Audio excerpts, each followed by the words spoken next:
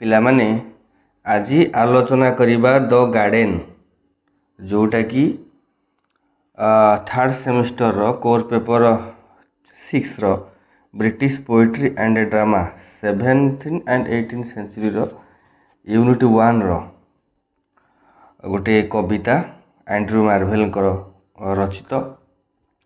Andrew Marvell biography मु already channel रे special video गोटे पोस्ट करिछि, तुम मैंने जाइए देखिबो। आ से विषय में आलोचना करूनी, आज तो गार्डन विषय आलोचना करिबा। ये जो गार्डनटा एंड्रू मार्वेल एटा प्रकृति एवं निसंग जीवन जो सॉलिट्यूड आम कहे तार महत्वटा को एथिरे वर्णना कराई।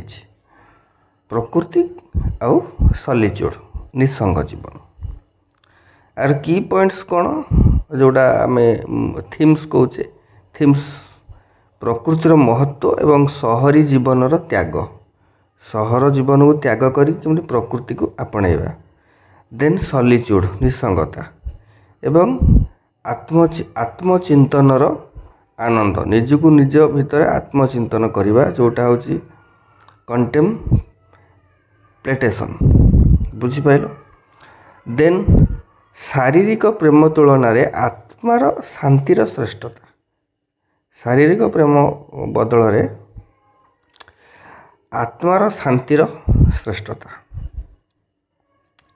देन आदिम उद्यान र स्मृति जोटा हम पैराडाइज बोली कहूँ। तेणु यही चारिटाक पॉइंट को बेस करके आलोचना कराई कौन द गार्डन।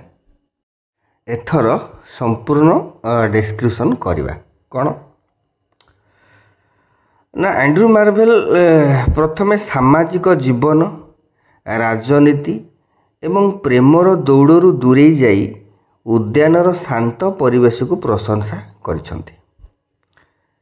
से कहते जे लोक माने जो सब सामान्य कथा पाई कष्ट करती, को सामान्य कथा जेपरि युद्ध प्रेम एटा सब सामान्य कथा पाई कष्ट करती, से सब तुलन रे प्रकृतिर शांति बहुत श्रेष्ठ।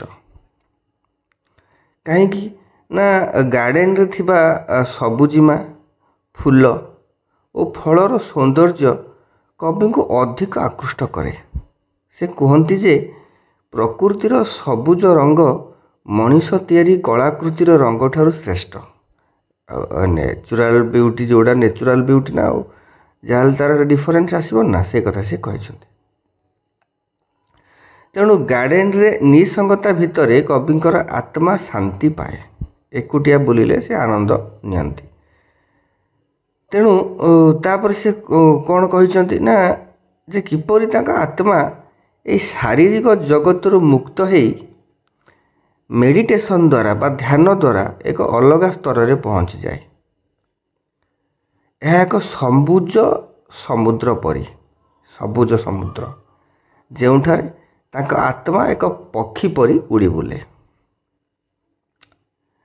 एंड्रू मार्वेल गार्डन को ईश्वर द्वारा सृष्टि आदिम उद्यान जोटा पैराडाइज लॉस्ट रे पढ़िछ एडेन आउ इव, आदिम उद्यान गार्डन ऑफ एडेन सहित तुलना करिसंती।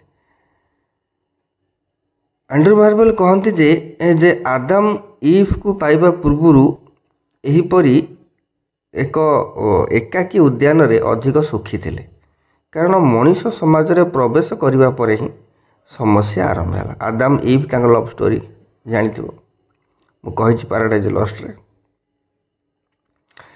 तब लास्ट स्टांजा रे कवि कहिसंती जे गार्डन रो एक शांतमय दृश्य सहित कविता को से शेष करिसंती। से गोटे फूलर घड़ी फ्लावर डायल कथा कहिसंती, जहाँ प्रकृतिर निजस्व समय को सूचाए। तमें घंटा नथिले भी आम सूर्य उदय होगी संध्या भितर आम टाइम कही पार अनुमान करके कईटा बाजी से कथा से कहते। तेणु जहाँ प्रकृतिर निजस्व समय को सूचाई थाए एवं यही शांत परिवेश रे समय बिताइବାକୁ से उचित बोली मने करती एवं कहते। पिला माने आज पई एतिकी मु आशा करे बुझी पारिथिबो। पुणी देखा नेक्स्ट क्लास रे। रहुची। Have a good day.